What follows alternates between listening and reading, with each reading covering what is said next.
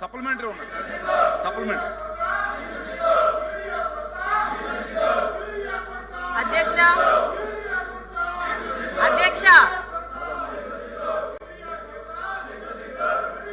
మొదటి రోజు council members chairman chair దగ్గర ఉండడం సిగ్గు అధ్యక్ష.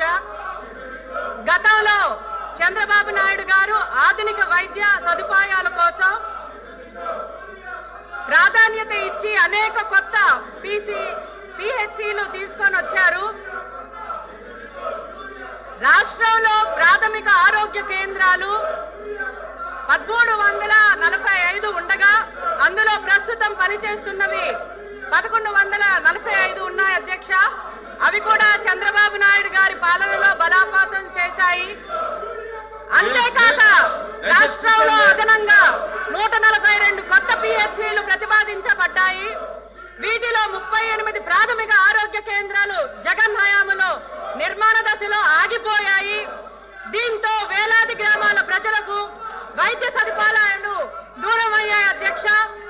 ప్రస్తుతం 53 పిహెచ్సిలు మాత్రమే సొంత భవనాలు, మరికొన్నిటికి గ్రామ సచివాలయాలు అద్దె భవనాల్లో ఉండడం జరుగుతుంది అధ్యక్ష. ఇది చాలా సిగ్గుచేట అధ్యక్ష. నాబార్డ్ మరియు రాష్ట్ర ఆరోగ్య మౌలిక సదుపాయాల మిషన్ ద్వారా నిధులు కేటాయించిన పనులు ముందుకు పోకపోవడం జగన్ అసమర్థ పాలన బట్టబయలవుతుంది. ఇది సిగ్గు అధ్యక్ష. జగన్ ప్రభుత్వం గ్రామీణ ప్రాంతాల ప్రజల మౌలిక వైద్య సదుపాయాలు లేక ఇబ్బందులు పడ్డారు. చిన్న జబ్బులకే జిల్లా కేంద్రాలకు వెళ్ళాలి అధ్యక్ష. ఇది నిజంగా మనం దృష్టిలో పెట్టుకోవాలి. పిహెచ్సిలో గత ప్రభుత్వంలో డాక్టర్లు కొరత, నర్సుల కొరత, ఔషధాలు లేక కొరత జరిగింది అధ్యక్ష. ఆసుపత్రులకు వెళ్ళడానికి కూడా చిన్న గ్రామాల నుంచి ఇబ్బంది పడడం జరిగింది అధ్యక్ష. కరోనా సమయంలో కూడా పిహెచ్సిలు స్థాయిలో వైద్య సదుపాయాల కొరతలో ప్రజలకు తీవ్ర ఇబ్బంది కలిగింది అధ్యక్ష. అది సిగ్గుచేటు అధ్యక్ష.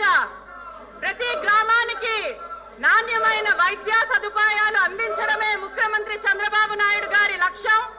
కూటమి ప్రభుత్వం ఏర్పడిన తర్వాత ఆగిపోయిన పిహెచ్సిల పనులు తక్షణమే పునఃప్రారంభించి గడువులోగా పూర్తి చేశారు అధ్యక్ష.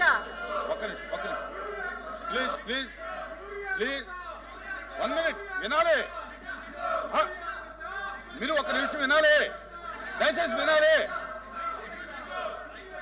వినాలి ప్లీజ్. రేపు బిఎస్సిలో దాని మీద చర్చించడానికి అవకాశం ఉందని చెప్తున్నారు. నిర్ణయం తీసుకున్నారు రేపొద్దున మంత్రి గారు చెప్తున్నారు కదా.